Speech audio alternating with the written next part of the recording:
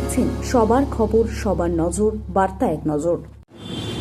গতকাল রাতে গ্রেপ্তার হয়েছে তৃণমূল প্রাক্তন কার্যকারী সভাপতি দেবরাজ পাল। পালাবদলের পর থেকে হুগলি জেলার শুরু হয়েছে ধরপাকড়। কোথাও বিধায়ক, কোথাও পৌরপ্রধান, উপপৌরপ্রধান, পঞ্চায়েত সদস্য, কাউন্সিলর থেকে শুরু করে কর্মীরা, পাশাপাশি তৃণমূলের ছত্রছায়া থাকা এলাকার বিশিষ্ট সমাজসেবীরা। তবে এদের মধ্যে বেশিরভাগ অভিযোগ করেছে সাধারণ মানুষের জোর করে জায়গা, জমি, বাড়ি, দোকান কেড়ে নেওয়া এবং পুকুর ভরাট, বেআইনি নির্মাণ সহ বিভিন্ন দুর্নীতির অভিযোগ পেয়েছে।